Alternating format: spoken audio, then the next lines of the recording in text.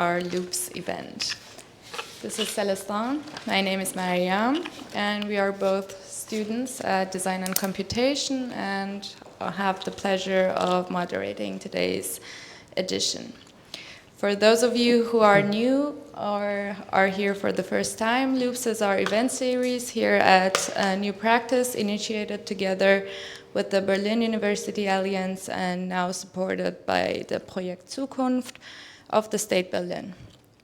Today we welcome Tiara Roxanne and Pedro Oliveira, who join us for a conversation on intersections of decolonial practices in sonic arts, design, and visual representations, as well as the ethics of AI through an anti-colonial and cyber-feminist lens.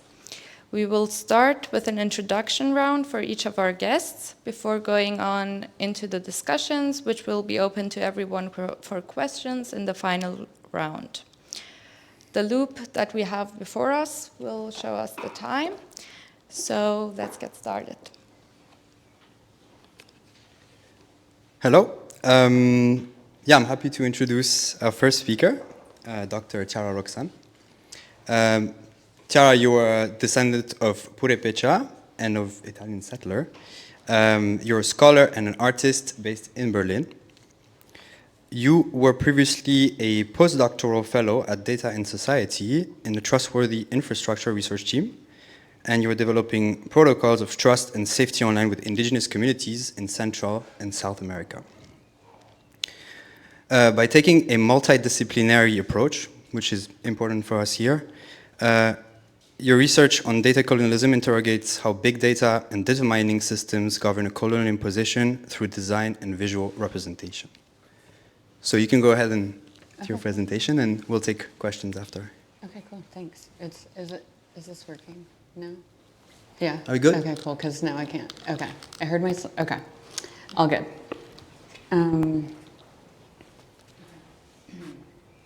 Listen. Listen. Listen. Listen. Do you hear the sun fading? Is there a warm feeling of sun in your body left over from this morning? A ray of sunshine holding onto the frame of your face? Is there a scent, something sharp like hot or gentle like breeze? How the days have awakened longer with shine and warmth. How a tree now offers a cool place to stow away and ground. Can you feel the moon or the water in your body move? Or the oceans and water surrounding us now? Can you feel them? Listen. Today is summer solstice, and as we welcome in a new season of gratitude, welcoming the abundance that the rainfall of spring has brought to us, we also invite the strawberry full moon in as a symbol of love, sweetness, and abundance. Can you feel it now? Your feet anchored to the earth beneath you, rooting you, grounding you in this shared space. This collective space we have gathered into to share, to hold, to listen, to vocalize how the blueprints of the body and the organisms within it, the structures outside of it, the uncertain, the predictive, the expanding. Just as the moon is breaking open into the sky in relation to the sun to spill over in light, standing still for us to celebrate summer arriving, its synthesis, its symbiosis, enhancing our intuition, our groundedness. We are not only here to acknowledge violences of colonialism across temporalities and dimensions, but to also listen. Listen with our bodies, with our flesh and nervous systems, to breathe with intent, and let that guide us in our thinking and creating, be it individually or collectively. Excuse me.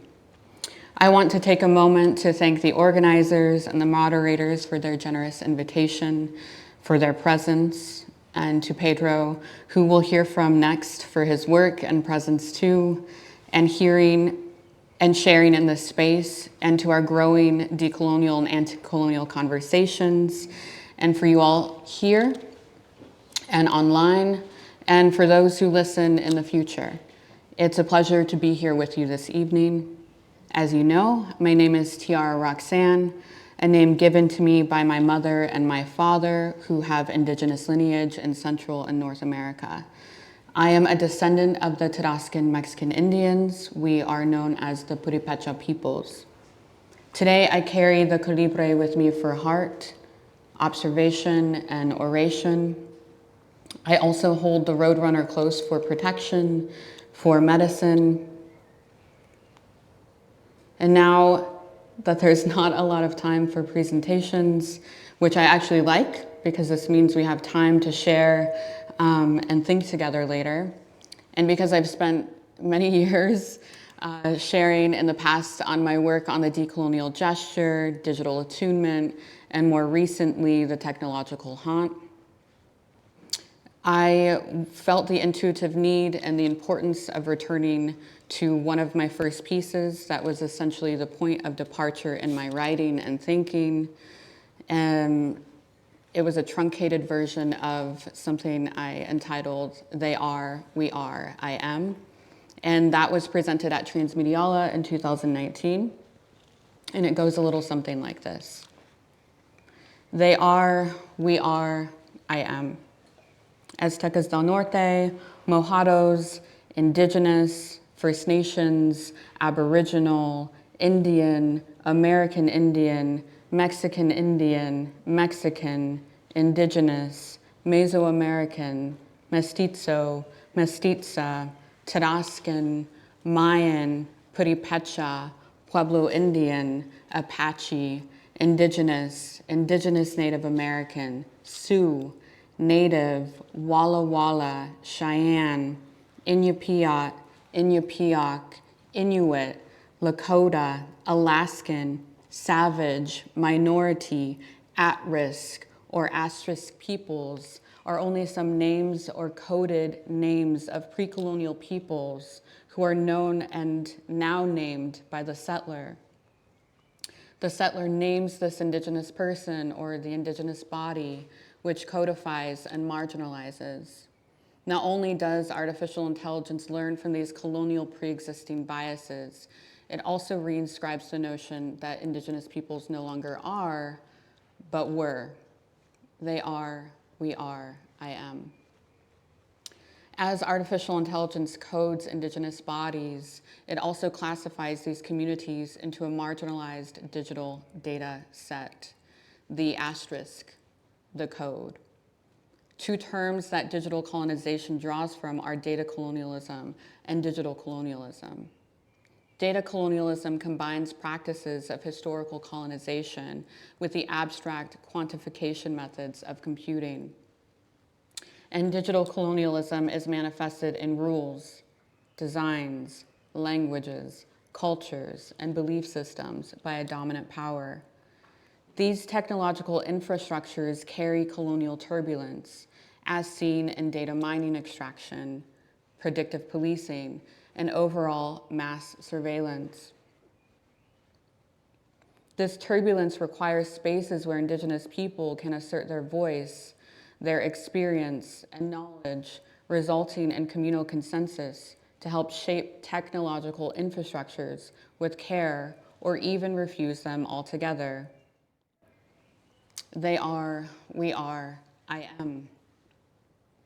Indigenous peoples, as circumscribed through the fundamental settler colonial structures built within machine learning systems, are haunted and confronted by this external technological force.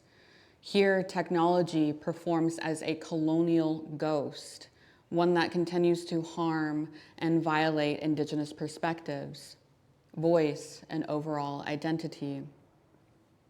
Indigenous peoples become haunted online through forms of data colonialism, harmful data mining collection, data erasure, racialization, as well as within machine learning models built by and for the white gaze. In aims to reject, shun, and or subvert the white gaze, intersectional feminism has radicalized its process. Engagement and theories as necessary, crucial and relevant in the realm of AI. The move from white feminism or cyberfeminism to intersectional cyberfeminism has been fundamental regarding the critique of AI bias, data mining extraction, and overall online harm. However, the negligence of Indigenous recognition has not gone unnoticed. They are, we are, I am. Not only is this a failure to recognize the importance of the Indigenous voice within intersectional and artificial intelligence conversations, it catapults historical settler colonialism tactics into present-day making. Indigenous peoples are still here, and the representations of them continue to be absent or become violently skewed portrayals within society, which is extended to machine learning mechanisms. The valorization of Indigenous voice and presence within these debates and the insistence on rupture and refusal could not be more paramount. The fight for Indigenous rights and justice is ongoing. And to return to Audra Simpson, who states, "This is the political language game and largely driven performance art that attempts to move elements of history in order to move on from the past, to transition out of one period of history into another, better one. This is a historical injustice. Because these historical injustices are present in data mining collection processes, which extend into broader forms of machine learning models and are very much part of the real, lived, and material parts of our lives, Indigenous peoples are forced to reorient their own representation through forms of refusal. Eve Tuck and Kei-Wen Yang introduce us to refusal by asking, quote, "How do we learn from and respect the wisdom and the desires and the stories that we overhear while refusing to betray or betray them to the spectacle of the settler colonial gaze," end quote. I say we haunt back, or as Eve Tuck would say, haunting is the refusal to stop. They are, we are, I am. Thanks.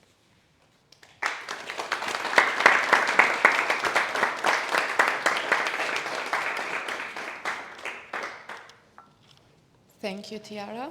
I am very happy to welcome Dr. Pedro Oliveira, who is a researcher, sound artist, and educator working in decolonial and sonic thinking. He is currently lecturer in sound studies and sonic arts at the Universität der Künste Berlin and has previously worked as a postdoctoral fellow at the Helsinki Collegium for advanced studies. Artistic residencies include the Max-Planck Institute for Empirical Aesthetics in Frankfurt and IASPIS and EMS, both in Stockholm. He is a founding member of the research platform Decolonising Design and holds a PhD from the Universität der Künste Berlin, as well as a Master of Arts from the Hochschule für Künste Bremen. Thank you very much. Yeah, I just lost where the images were, so if someone could just put them back here. It's not urgent though. Thank you.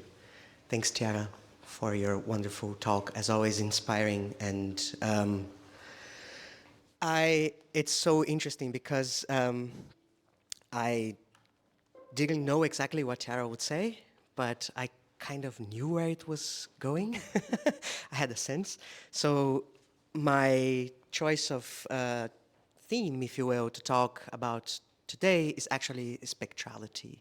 So I'm going to talk about the ways in which I deal with the notion of the spectre and spectrality and processes of spectralization in my work, and how do I try to approach it, perhaps in a tangential way to what this word might trigger in your brains if you think about spectrality and spectralization. More specifically, I am interested in the ways in which some form of spectral and recomposition of the body comes to stand for the body when it comes to processes of machine learning or machine listening, which is more specifically what I am concerned with. And this spectral and recomposition, of course, it is the process of and recomposing the body as data. And in the ways in which this data becomes a reference, to knowledge and practices of knowledge, so practices of making known. And more specifically, with my artistic work, I am interested in the possibility of intervening on this process of spectrality as two movements of returning that I will get to soon. My main object of study for the past 6 years, and for me kind of like the encapsulation of these modes of spectralization that I am talking about specifically, is what you are seeing on the screen right now, is the so-called dialect recognition software, sometimes known as voice biometry, sometimes known as accent recognition software, sometimes known as language biometry. The names vary, depends on who's writing. But it's been used by the Bundesamt für Migration und Flüchtlinge, so the German Office for Migration and Refugees, since 2017 in cases of undocumented asylum seekers. So if someone comes to Germany without the right papers, one of the things that they have to go through in their process of asking for asylum is to go through this dialect test, which means they go in a room with a caseworker and they have to speak for 2 minutes at least on a free topic, usually describing an image. This speech will be recorded, cut, parsed through this machine, and the machine will retrieve the probabilities of certain accents, dialects, or languages being spoken. This will often be used not as hard evidence, but more as like supporting evidence in asylum cases, and more often than not, as you can guess by now, leads to deportation. And I was both horrified and fascinated by it when it started being introduced, because the idea that you can measure dialects really fascinated me to the point of like, how is this even, how they even come up with this kind of talk, right? And I started kind of trying to really examine, really pull apart bits and pieces of the software, especially because it is not publicly available. It still remains kind of pretty much black boxed, and really trying to very roughly reverse engineer it, at least to understand how is it coming up with answers to the question, where are you from, right? So how does a software can come up with answers to the question, where are you really from? And the first thing that happens in the software is actually, so this is a really interesting drawing of the dialect test, but anyways. The first thing that happens is actually this spectral decomposition of the body and the voice. So the voice gets recorded and gets decomposed into spectral bands, the graphic representation of which very roughly you see here through a series of filters. And then it gets like reassembled, and these vectors that are used for measurement, they actually stand for the dialect being spoken. So in a way, what the software is doing is to conflate body voice with origin, so your body tells where you're from, and more importantly, origin with citizenship, right? So where you're from determines your citizenship as a juridical marker, right? And the way that it does so this process, I will not go into the technicalities of it, but one of the things that it does is actually to, all this kind of filtering, this triangulation that you see, what it does is actually to model, map, and reconstruct the vocal tract of the speaker. So if that sounds to you like racial science, it's because it is. So I'm really interested in this idea that becomes a spectral, what I've been calling a spectral architecture of the voice, what is being done by the software. So in a way, the migrant body gets and recomposed through this form of spectral analysis and becomes a spectral body, right? And this spectral body is the spectral body of recognition and identification as a referent for knowing and producing, quote unquote, truth, right? So the truth is that the idea that this spectral analysis, the spectral body, is actually betraying your body because it tells you the truth that you're probably not telling the German government, right? So the software is not interested in proving that you speak the dialect that you come, that you say you come from. Rather, is interested in disproving, right? It's in detecting whether or not you're lying. However, a software like this cannot know what a dialect is, right? It cannot hold this concept together, what a language is, what a dialect is. It basically knows vectors, right? It knows data points. So basically what the software knows is the spectra, not the voice, not the body, right? And with my work, I've been trying to make the case that the spectral recomposition of the body that is actually being measured and taking decisions of in the microtime scale, it's actually more than the body that introduces that into the system. Because it is not only the voice and the body, it's actually in the process of spectral and recomposition of the body, it becomes an amalgamation, an accumulation of certain histories and the discarding of other histories. And with these histories, we can talk about laws, policies, system designs, software architecture, data mining, as Tiara was saying, all this process. So the spectral voice is actually more than just the voice or the body. It is this amalgamation of things. So, in a sense, dialect is reduced to a spectral configuration which is reconfigured as an asset for deportation, right? So you reconfigure the body through spectral analysis, and that becomes an asset which is used for deportation. This is what I'm trying to get at with my work, is to show how this is done, and actually not only to demonstrate this process, but actually, as I said earlier, to kind of engage in these two modes of returning that I'm interested in. And what are these two modes of returning? The first one is actually a return of this spectral and recomposition of the body back into the domain of listening. Because this happens, as I said earlier, in the microtime scale. It happens as numbers, as vectors. We never get to listen to it. So part of what I'm trying to do is actually to slow down this process and return it back. So it's a time process that I'm trying to do, to return it back to the domain of listening. And the other mode of return that I'm trying to do with my work, which is perhaps the more interesting one, is to return the question of what makes a voice, to return it to the listener. So the idea is that the software itself does not tell the truth about what a voice is. It is actually embedded in its design and in the ears of the listener to tell what a voice is or what it can be. And I've been trying to do that with both artistic and academic work. So this is one of the kind of results that you get from such a software. By the way, this is not a real one, but it's based on a real one because I don't want it to be traced to whoever went through the process. So you see like the kind of data that they come with, so the probabilities, and then the technical details like signal to noise ratio, saturation level, and probably my favorite one underneath, gender score.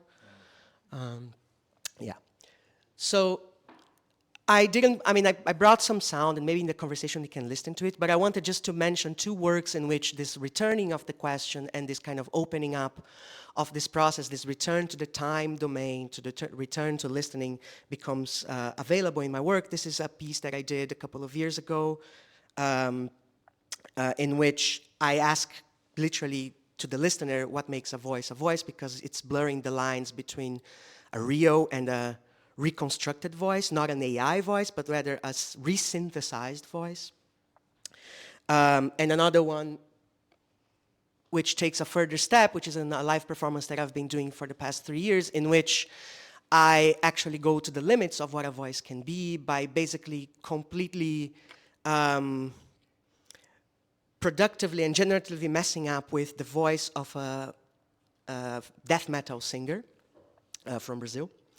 And to tell that there is nothing in her voice that tells about where she's from, her gender, her origin, nothing. It's just the body. Which is important to mention, because in this process of spectralization that I'm interested in, I am mostly trying to tackle two things. The first is that, as I said, there's nothing in the voice that tells you about the body, but yet it contains it. So it's with the body, but not about it, right? So I've been trying, better formulated, I'm trying to find ways in which a voice can refuse to announce the body in that spectral recomposition. So by saying that it's not that it exists outside of the body, but it refuses to announce it, refuses to define it, right? Because that's what these processes are interested in doing, as Tiara so eloquently said. But then there's the emergence of this spectral body, right? So, and it emerges exactly in the moment of capture. And capture here can be said both in terms of sound capture, but also capturing the body, right? So in the moment of capture is that this spectrality becomes available for inquiry. And that's exactly the point in which I'm trying to intervene, because if the body can be composed in so many markers, like all the names that Tiara was saying, but also in this case here, asylum seeker, migrant, not wanted, Ausländer, right? Migrationshintergrund, all this bullshit, sorry. It also contains all the other possible what-ifs, all the other possibilities in which a body can be and become, not to take other markers, but to really do away with the necessity of markers altogether. And I try to think of that as roots, as spilling through the cracks, as roots for escaping. And with this work, for instance, with Gismonti, this piece with the death metal singer, this is what I'm trying to show by power of demonstration, actually, by playing with a death metal singer's voice and actually not playing just with it, but in consonance with it, like a back and forth, is to show all the other possibilities that, you know, the body can become. And if you're into death metal, you know that there's like the image of the monster that is really like present in that mode of singing, that mode of expression, that actually just refuses any sort of connection to humanity as we understand, right? So with this idea, I'm going towards the conclusion now, I'm trying to move away from this idea that in machine learning, machine listening, the spectrality of the body takes the body and kind of puts it as a terra nullius, right? As this kind of space that is seen to be, or is regarded to be empty, devoid of categories, devoid of quote-unquote use, or devoid of actually the possibility of emergence. I'm trying to do away with it. So I'm not trying to say that there are no categories because it becomes an open space, but rather a refusal, kind of a refusal as a mode of escape from these entrapments of capture, right? Like this really moving away, like escaping the entrapments of capture. So in my work, I don't see the spectralized body as an absence, right? But as an immanent presence, always in excess of the human. And maybe I stop here. Yeah. Thanks.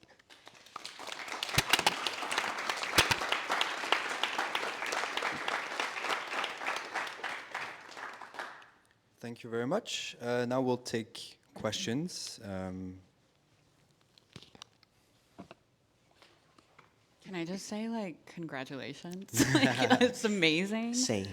Wow. Like, so grateful for your work and presence and what you're doing. So Same. There is a conversation. Yeah. I have to say, just returning your I mean, a lot of what I do is actually deeply inspired by the things you say, and yeah. So, and I took notes, okay? I took notes. Well, feel free to elaborate on this, actually. I don't know. Do we have any questions from the audience? No one. Could we Yep. see this image again?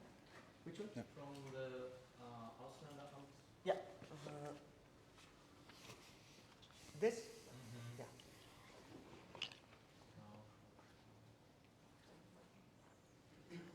Can you actually get your hands on the software they're using, or is it completely no?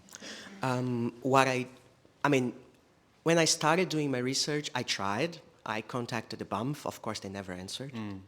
Then I tried other ways, through journalists, through lawyers, nothing. I was in touch with a researcher from the UK. I mean, they're not from the UK, but they work in the UK, that they were trying to pretend they were interested in the software to see if they could get a demo version. Right. They never got it. But I actually took it as an opportunity, as an opportunity to actually focus on what they are not saying. So a lot of what I do in my work has to do with looking at documents that the BAMF itself releases about the software and tracing the contradictions, tracing the hints that it gives about the method. And that's why I said like a really rough reverse engineering. I'm not a software engineer. I know nothing about programming, very little, let alone machine learning. It's not my thing. My work with AI has nothing to do with actually hands-on AI. But I'm trying to do this lo-fi reconstruction in which I'm trying to trace back the methods. And that's what I'm really concerned. I mean, it's even in the title of my work sometimes, but yeah. But no, I'm not even like concerned with getting my hands on it. I don't think it's important to what I do anymore, to be honest. Yeah. We have a question here. Hi. First of all, thank you for the presentation. And my questions are also about the software, a bit more about the specifics. Also don't know how much you know about it, but in those cases where people get recordings of them taken, do they speak their native language? Are they speaking German and it's capturing their dialect in German? And do you know where they harvest that data from that they train the sets on? So is it just from random databases on the internet, or are maybe those migrants also in some way their recordings are also being fed to the thing? What's also the legality of all of this? Like, what are the migrants basically, how are they signing their rights away for this? And yeah, that's it. How much time do we have? Thank you. Yeah, it's a very long question. I'll try to be brief. First, you speak your native tongue. So when you say, I mean, the whole idea is that when someone comes without the right papers, they cannot prove, quote unquote, from where they are, right? So they come without passports, without any sort of legal documents. The dialect test is one way of testing whether they really come from the region that they say they're from, right? There are other things that they do. For instance, they also do data extraction from cell phones. They also do name transliteration. There's a bunch of like AI-based solutions that they're using. So you actually speak your native language. The databases, so first, when they started introducing in 2017, there was a very short period, which was the pilot phase and the implementation. So the pilot phase was April 2017. Implementation in the whole country was in August 2017. So between the pilots, you have like just a couple of months. And the first database actually came from the University of Pennsylvania, from the Linguistic Data Consortium. So they bought it directly from that, and they bought actually, they didn't say which databases they bought, but just trying to kind of like looking at the Linguistic Data Consortium, the databases for Arabic, because these are the first ones that they bought. There are only a few, and only a few that were introduced before 2017. So it's quite easy to know the probabilities. One of them is called Call Home, and the other one is called Call Friend. I did work with these databases before. I have, I think, 2 or 3 pieces with it. Because it's basically phone calls from Egyptians that live in the United States, calling their families back in Egypt and having their conversations recorded. That's the original database. And then, I think 2019 or 2020, I cannot recall from the top of my head, they actually started reintroducing the recordings of the tests themselves to train the software further. The legality of it, well, there is a document that you sign in which you comply with the dialect test. You can always not sign it and not take the dialect test, but that delays your process of being granted asylum even further. So it's really a mechanism of like, it's actually no choice at all, right? And in that, that's a very interesting one, that document, because it says explicitly in that form that biometric measurement of your voice will not take place. But that's, I mean, technically that's not what they're doing, so it is not wrong, but it's also not right, right? Yeah, so it's really like blurry. It's always like in that in-between. And, you know, imagine like if you're in a situation of asylum, you're fleeing, right? These are circumstances that even your best legal advisor say like, yeah, just, you know, just accelerate your process as fast as you can, right? So in the end, it's no choice at all, right? Yeah. Did I cover everything? What is the biometric measurements that they're talking about? Maybe, because there is the difference between identification and recognition, right? So you're not being identified for who you are. So they're not taking your voice print, right? So you're not being identified as yourself. You are being identified as a member of a specific group, which is really, really messed up if you think about it, because if they are doing that as a reconstruction of your vocal tract, what it basically says is that people from the same region will have similar shapes in their vocal tracts. That's why I said it's basically racial science, right? Yeah.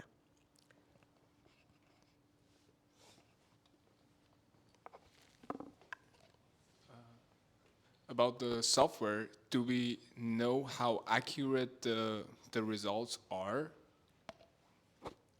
That's a very good question. In the beginning, it was 20 to 25% error margin. And then nowadays in the documents, they changed the wording. Now it's success rate of, for Levantine Arabic, I think it's 85% success rate. And for the new dialects they introduced, which is Pashto, Urdu, and Farsi, the new 3 languages that they introduced, the error margin, which I prefer to talk about, is actually 25%. So it's quite big. And for the recording, is there a specific installation to record the sound?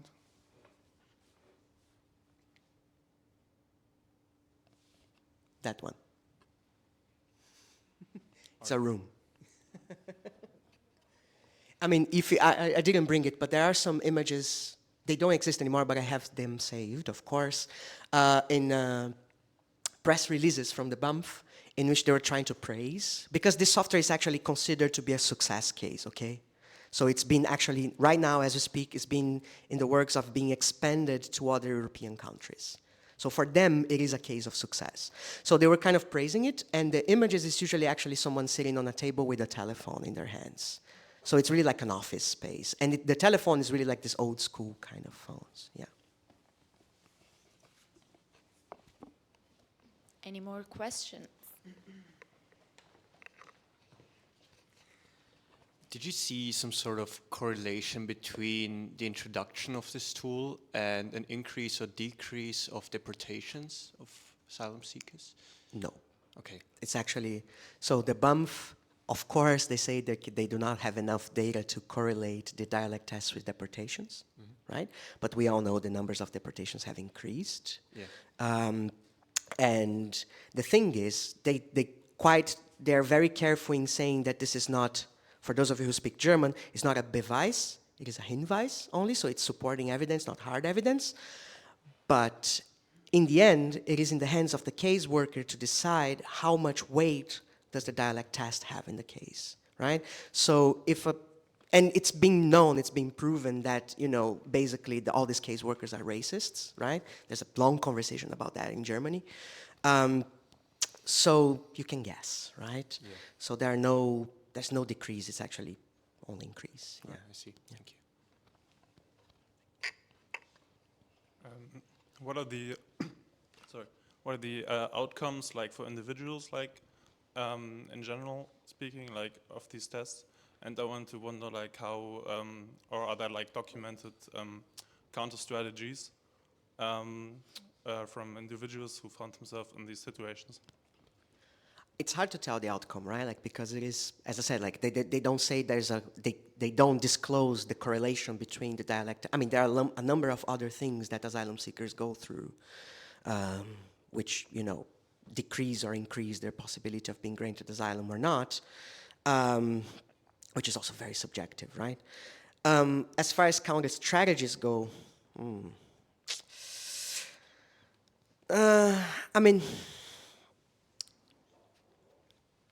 I think that the things that I'm interested in doing with my work, I do not see as a counter strategy necessarily, but I see as like not letting the subject go, right? That's one. But I think it's very difficult to come up with a counter strategy, and I'll tell you why. If you have a software in which the error margin is so big, how do you know the ways in which you can trick it, right? Because if you try to trick it, you might actually get it right, or get, you know, so it's so finicky. And, you know, I have a very educated guess that this error margin is actually a design feature of the software. Is to keep it like just ambiguous enough so that this question never gets solved, right? You know, it's really like, for me, there's no interest in actually decreasing the margin of error, but actually politicizing it a lot. And that's my best educated guess, because I think, as I said, the software is not, it was not introduced in the best interest of the asylum seeker. It was introduced in the interest of the case workers. It was to make their job easier, right? And faster. So it is actually in the interest of the tech. It starts from the assumption that asylum seekers lie. And that, for me, is the baseline, you know? From there, there's little that can be done. So I don't know. I mean, counter strategies always exist, and I think they are way ahead of us in any sort of form. And yeah, I'm not aware of them, and maybe I shouldn't be aware of them. Yeah. Thanks.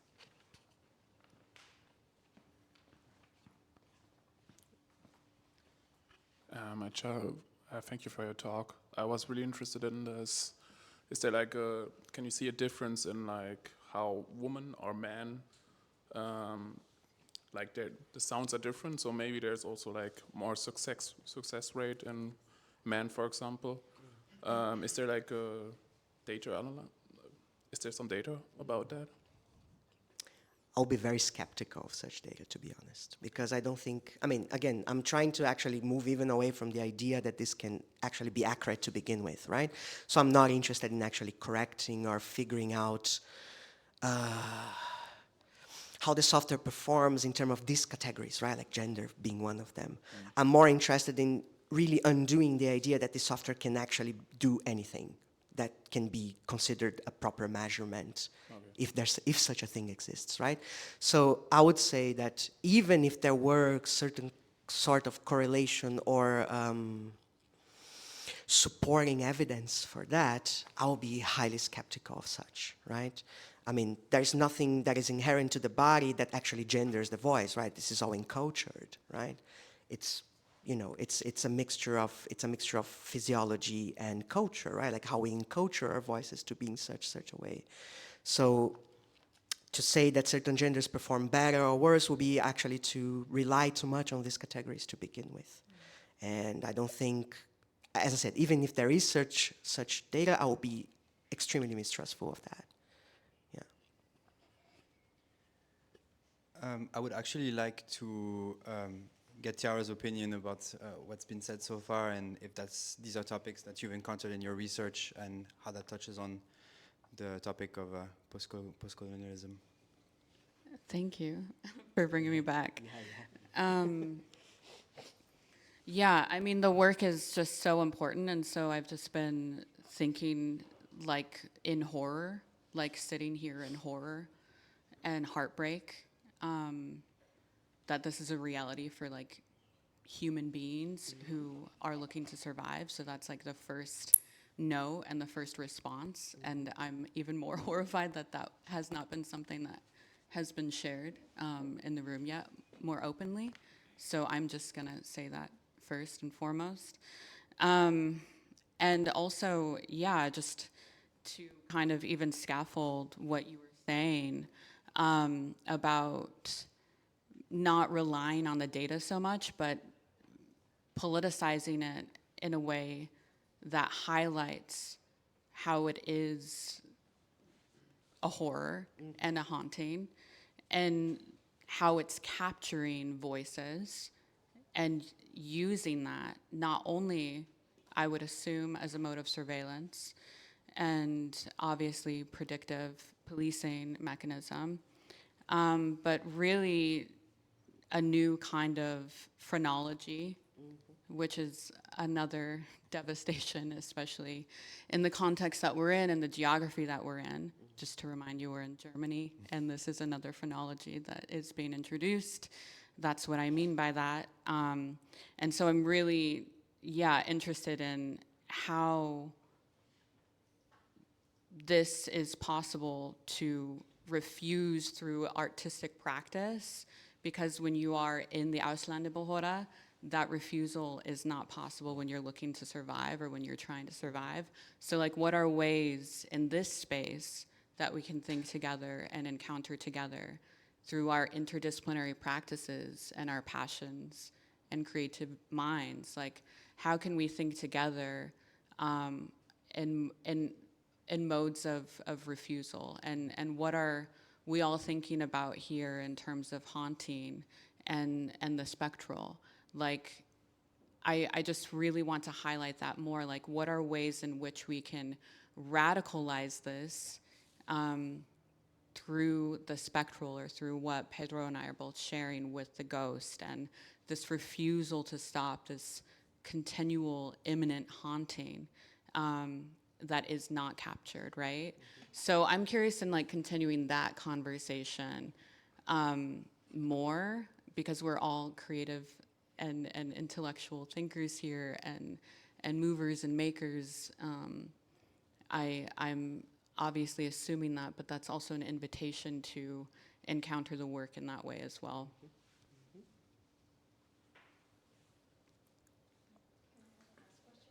Of course. It's okay, we can hear you. Yes. Like, I think It's better with the microphone for the people on the stream. Okay, thank you so much for sharing everything, like technical question. It's already asked, and so theory is already asked. I'm just wondering on your aesthetic experiment, because it was the end of your research. You say that you have some, performance with death metal music, right? So I was curious why.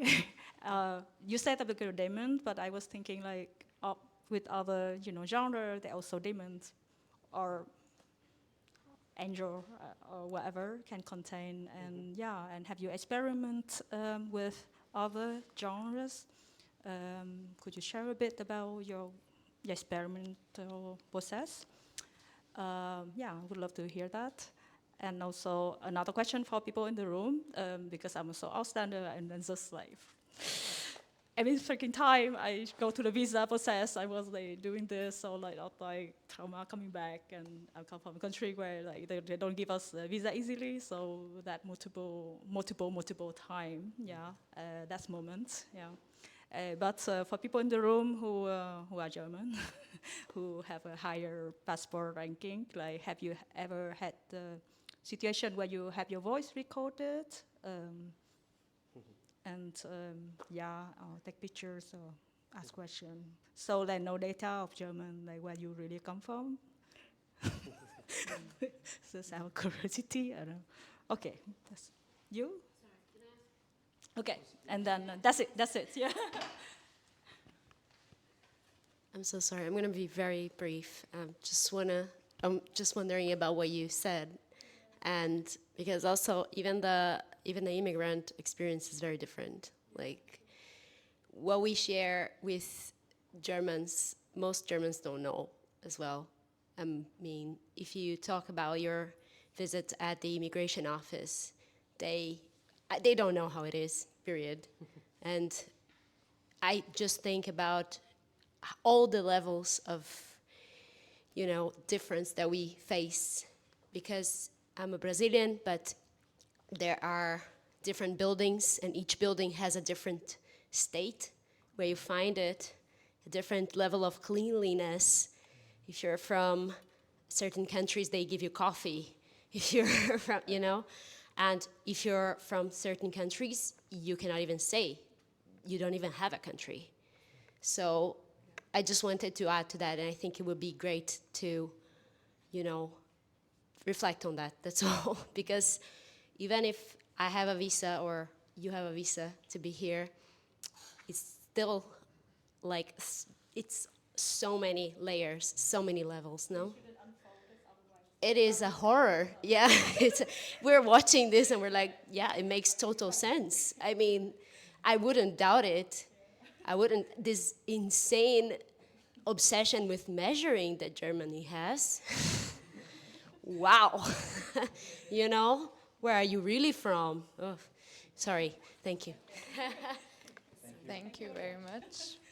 I would also have a question to both of you.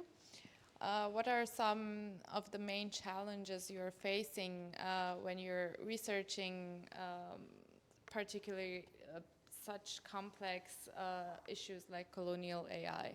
What are the main challenges that you're facing?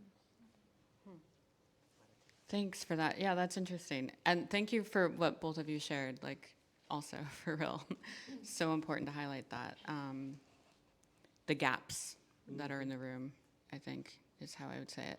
Challenges? I don't know if, I think, speaking intuitively with challenges, I would say that there are many indigenous peoples or marginalized groups of peoples that don't have access to what we're talking about, and that is a challenge in, you know, working across languages, across borders, digital and material geographical borders, and providing access to that information, but then also in a way where it's like giving, providing space for, because I'm not giving sovereignty, providing space for sovereignty to be taken back from the indigenous group or the marginalized group, so they can say, hey, I don't want to be a part of this, or I want, you know, my data to be input into this data set. So, you know, there's access to resources such as water, or et cetera, other resources. So I'd say that's the biggest challenge.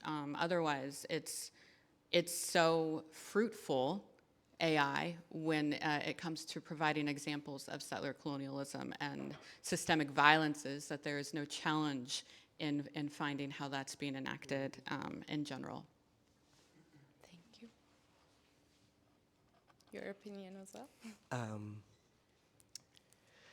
I think the idea of the challenge kind of relates to your question, like the notion of artistic practice and aesthetic practices. I mean, what is the... I think that the big challenge, it's in a similar way to what Tiara says, like the languages that you have to speak and the kind of like the modes of address that you have to come up with, it really changes depending of like the avenue that you want to take. So, you know, the challenge is not with the aesthetic practice. I think my biggest challenge is not to depoliticize the work, right? You know, it's really nice to sit down for 35 minutes and listen to a performance of, you know, with a death metal singer, but that is not what you're listening to. You know, you are listening to something that has a political underpinning, a political ethos, you know, and an ethics as well. So the challenge is actually not to depoliticize. I mean, I know I don't want to depoliticize my work, but I also have to be very strategic as for my work not to be depoliticized, right? So I think it is one of the challenges. And the other, and I'll quote a dear friend of mine, Leil Zara Motada, who said, it is how to think of aesthetic practices that are at the service of liberation struggles, not as an alternative to them, right? So it goes with what Tiara said. It's kind of like artistic practice, aesthetic practice does not replace other forms of political action, right? Like it does not come as just like, oh yeah, I cannot do anything, therefore I do art. No, it comes at the service of these other things. It comes at the service of boycotting, occupying, protesting, doing all the other things that also need to be done. With my work specifically, I try to make that very clear, you know? I'm not doing work that, you know, is interested in getting, like, for instance, the asylum seekers experience. because I think that's a very different work that my own aesthetic practice, I don't feel I am in the position to touch. I am more interested in talking about how the software comes into being, because I think there's another entry point for an attack, you know? So there are different avenues. So this, I think, will be the challenge, how to map these practices, you know, and see where are the possibilities of action. And to know that we can be one and many, right? We are not only artists, we are not only creative people, we are also political subjects, right? So, yeah. Thank you very much. I think we have time for one or two more questions. My question goes to both speakers. It come up in my mind, and it's like, do you think we can, or it's possible to build up a system, especially with AI, that is unbiased, which is human-made and unbiased? Human-made. No, but I mean, my intuition is like, oh, the cosmological is a system that's unbiased. But then I'm like, oh, but the cosmological, the cosmos, right? That's not human-made from my perspective. So my short answer, no. I don't know. What do you think, Pedro? Short answer, no.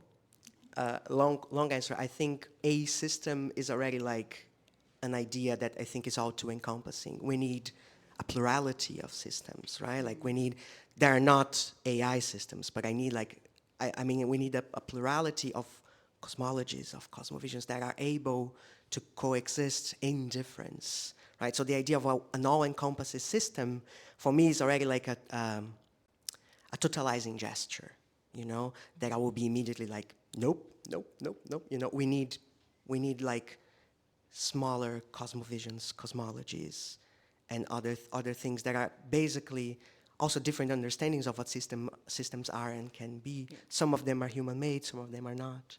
Some of them are humans and everything that is not human. And some of them have been existing for much longer before us, exactly. Right? Yeah. I have a question for both of you, actually. I'm here. I just wonder, what is your, not just in your work, I mean, in your research, obviously you have to deal with AI, but even in your day-to-day life, what is your general attitude towards AI? Is it something that you're still excited about, that you think like great things can come out of? Or, I mean, more simply put, like by looking into this kind of things, do you just grow like skeptical to the point that you just like, okay, AI is gonna crush us all? And You go first. Oh, God.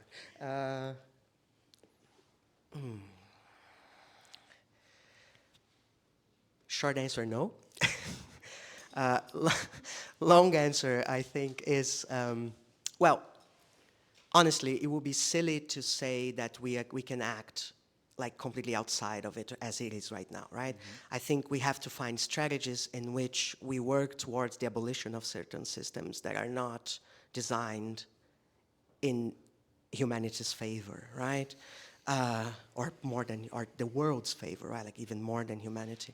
But, you know, that will require, I think, a different understanding of what quote unquote artificial intelligence is. And I think we're not ready for that conversation yet. There's a lot of work to be done, right? So, but at the same time, I think like the inevitability of the systems is something that we have to figure out strategies, right? And that passes through all of these forms of political action that we've been talking about. But I'm not excited. I'm a hopeful pessimist. Okay. Yeah. Yeah, sadly, same. Hopeful pessimist. Yeah, I was telling you before the talk, like I grew up passionate about like the internet and AI from a very, very young age. My cousin had me he sat me down and we watched Hackers, and I was 7 years old. And like, I don't know if you've seen Hackers, but it came out in 1995. And one of the things in the film, they say hack the planet. And like, it's like a kind of an anarchist. It was my introduction to this way of living. I'm just going to say that. And yeah, the use of the internet as a political tool. And then, of course, The Matrix came out, and that just blew me away as well. So this passion was with me, like at a younger age, but now it's about how to move through. And by moving through, I think moving through AI systems and moving with it or alongside it, for me, means returning to the past and bringing the past forward. And so that's kind of like returning to motherland and learning the technologies that were there prior to AI, and which would, at least I would say, help us redefine what AI is now. Yeah, so something about temporality in that. Thank you. We have time for one last question. Yeah. So Pedro said that you're trying to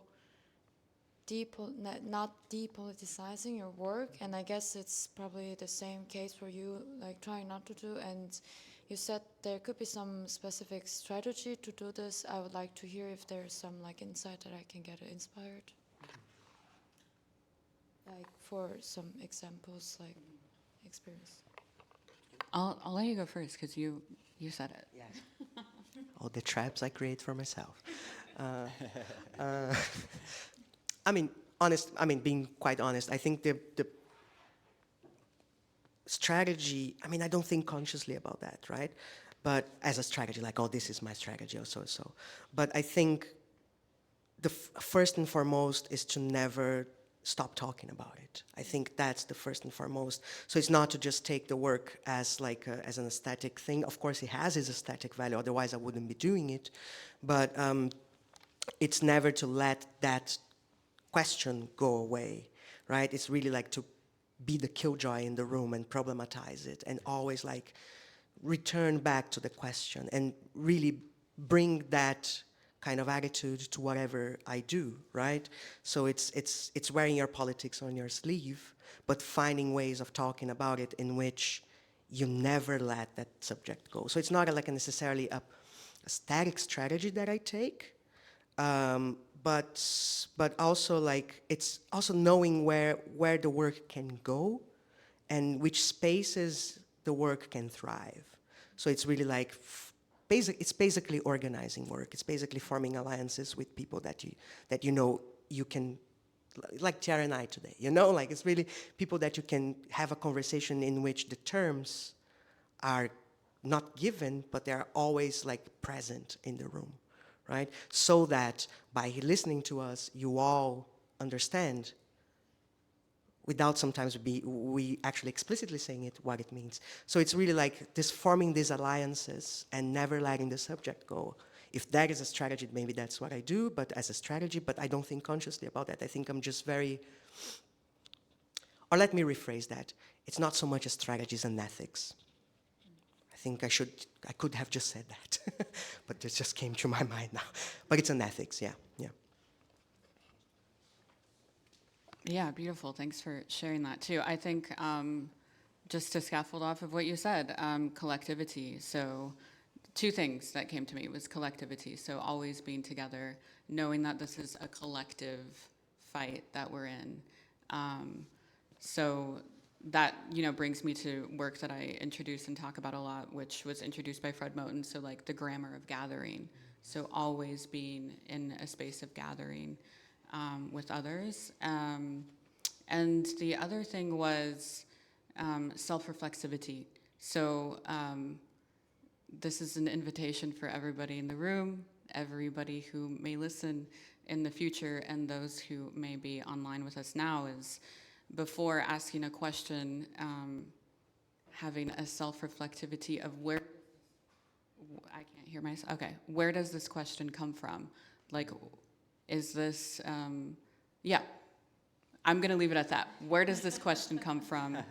And will my reflections in this pause help me reframe it in an anti-colonial, decolonial way that is also part of the collective or the grammar of gathering? Leave it at that. Yes, thank you. I think we've reached the end of the session. So thank you to both of our speakers today. Thank you very much for coming.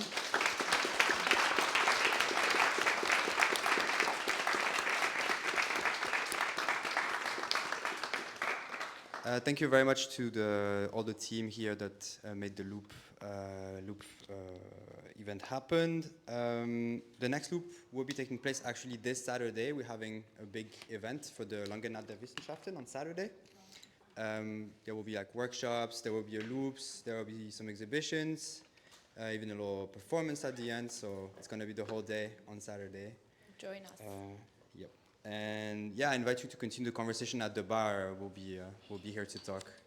Yeah. I have something to say too.